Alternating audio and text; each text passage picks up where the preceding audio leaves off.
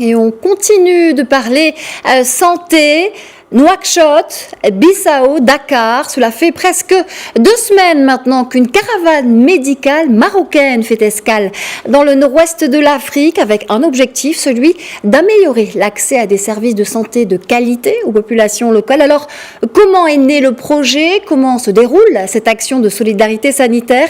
On part tout de suite en Guinée-Bissau, justement où se trouve actuellement cette caravane, et Djilali Hazim, qui est à la tête de la filiale africaine de la société marocaine. Il est avec nous. Bonjour et bienvenue dans le Grand Journal d'Afrique Info. Bonjour et merci pour votre invitation. Alors, dites-nous d'abord comment tout a commencé, comment est né ce projet de caravane médicale en Afrique? C'est une caravane médicale équipée en scanner performant, mobile. C'est l'unique en Afrique. Ça entre dans le cadre de notre nouvelle stratégie qui vise à internationaliser nos activités et à mener en parallèle une action humanitaire à dimension sociale en vue de permettre à la population de 3 pays d'avoir accès à des consultations gratuites. Et aussi, c'est une caravane qui s'inspire des grandes orientations de Sa Majesté le Roi Mohammed VI, que Dieu l'assiste, et de notre identité et culture qui a été toujours en lien direct avec l'Afrique géographiquement.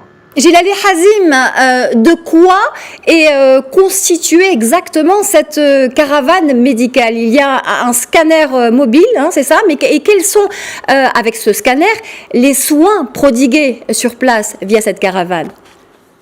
C'est un scanner mobile, comme je l'ai dit, performant. Avec une équipe marocaine de la société que je représente qui veille au bon fonctionnement de cette caravane médicale, de ce scanner. Et il va permettre aux professionnels de la santé ici d'avoir accès à un certain nombre de scanners, toutes catégories confondues, dont notamment les scanners en lien avec Covid. D'accord. Alors, la caravane est partie de Guergueret, hein, de nos provinces du sud.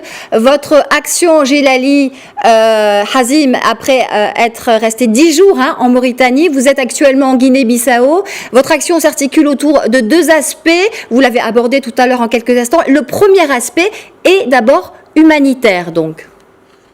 Oui, tout d'abord, permettez-moi de dire que nous sommes partis de nos provinces sahariennes en passant par Guergueret. Arrivés à Nouakchott le 24, nous sommes restés 10 jours. Nous avons permis à des milliers d'enfants, de femmes et de patients d'avoir accès à ce scanner à l'aide de radiologues. Et c'est des patients qui attendaient parfois des rendez-vous de 3 mois, de 5 mois. Et se sont trouvés avec un accès rapide à ce scanner. Nous sommes restés 10 jours où nous avons été bien accueillis par nos frères mauritaniens. Nous avons aussi, en parallèle, procédé à l'ouverture avec des acteurs privés d'une agence qui va continuer à travailler avec le système de santé mauritanien. Nous sommes arrivés à la Guinée-Bissau le 7. Nous allons rester jusqu'au 16, 10 jours. Nous allons faire 500 scanners, 50 scanners par jour, pour toutes les maladies. Et notre présence à la Guinée-Bissau a été marquée par l'ouverture par son Excellence, Monsieur le Président de la République de la Guinée-Bissau, qui est venu en personne et qui nous a encouragés, et qui nous a bien accueillis, qui nous a ouvert la porte toute ouverte, et qui a, dans le cadre de son allocution, a beaucoup remercié notre roi.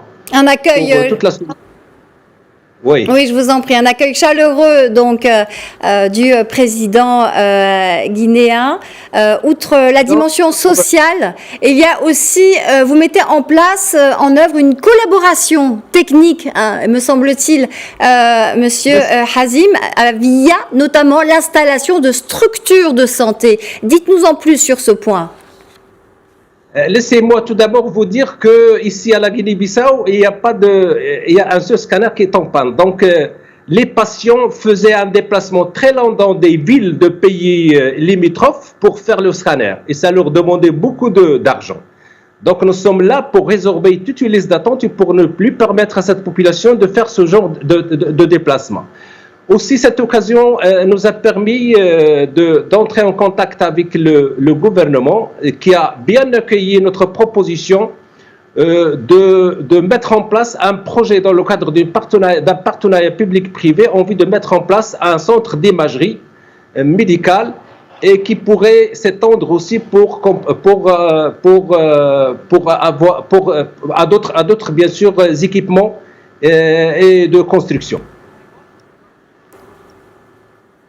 Alors, dans ce cadre de coopération intra-africaine sur le plan sanitaire, est-ce qu'il est aussi question de former des personnels de santé? Oui, dans le package que nous avons proposé, il y a bien sûr la mise en place de ce centre qui sera de référence.